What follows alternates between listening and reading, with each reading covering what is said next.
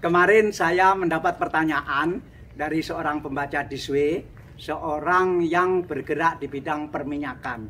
Dia bertanya begini, Pak Dahlan, kok hari ini tidak ada kolom menjawab itu gitu. Kemudian saya jawab, loh memangnya harus tiap hari? Dia bilang, ya iyalah, dia bilang gitu. Waduh, kalau tiap hari jangan-jangan saya nanti berubah profesi.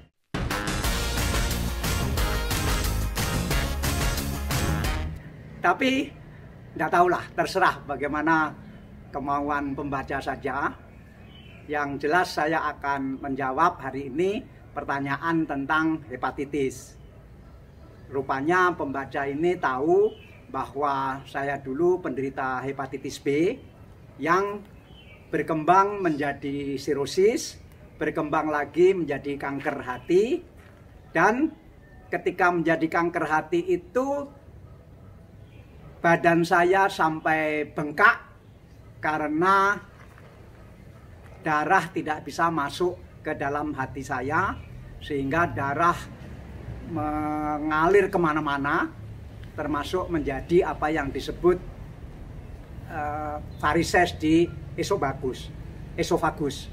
Dan karena itu saya akhirnya harus transplant karena tidak ada jalan keluar lagi.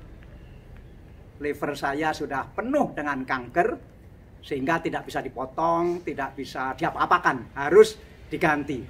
Nah, alhamdulillah berhasil, meskipun sangat jarang yang berhasil seperti itu. Dan tahun ini adalah rasanya tahun ke-14 sudah saya menjalani transplantasi hati itu. Nah, pertanyaannya adalah mengapa saya dulu kena hepatitis?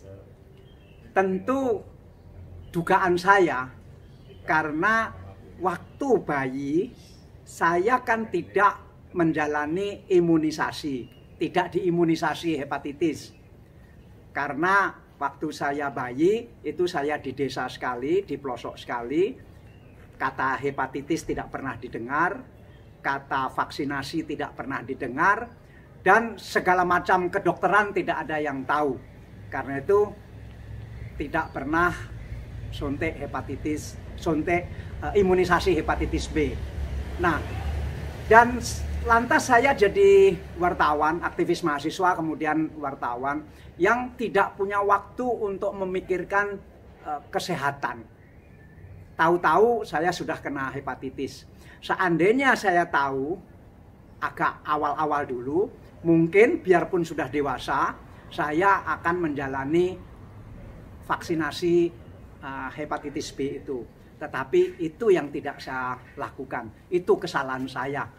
Karena kenapa kesadaran untuk vaksinasi hepatitis itu tidak saya laksanakan ketika saya sudah mulai katakanlah mempunyai gaji dan mempunyai penghasilan.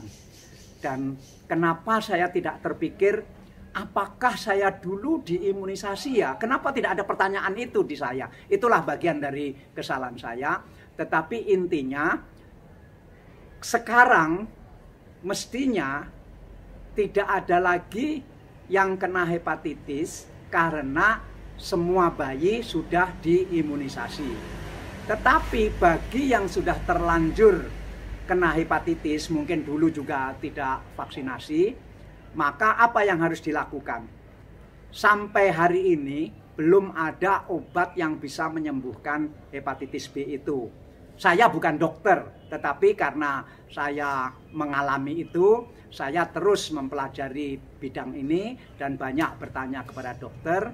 Yang kesimpulan saya sampai hari ini tidak ada obatnya. Jadi kalau ada orang menawari ini itu bisa menyembuhkan hepatitis, jangan mudah percaya.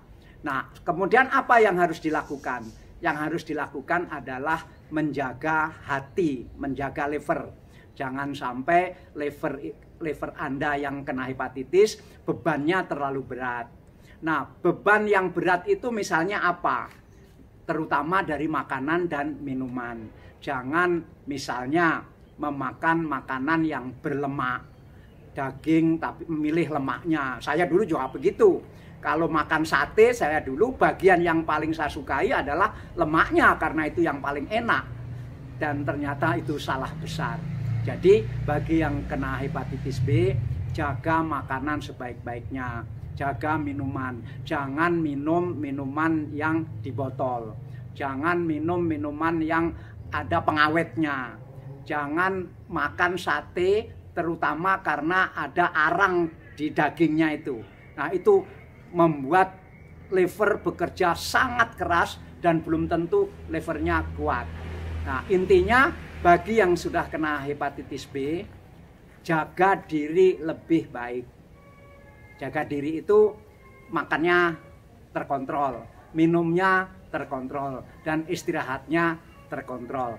Sambil nunggu perkembangan, siapa tahu 3 tahun lagi, 5 tahun lagi, para ahli menemukan apa yang obat yang bisa menyembuhkan atau menghilangkan virus hepatitis B ini. Saya kira hanya itu yang bisa dilakukan. Jangan sampai berkembang menjadi sirosis, dan kalau sudah menjadi sirosis lebih sulit lagi karena kemungkinan setelah sirosis itu akan berkembang menjadi kanker. Jangan sampai roadmap yang ada di saya itu Anda ikuti. Terima kasih.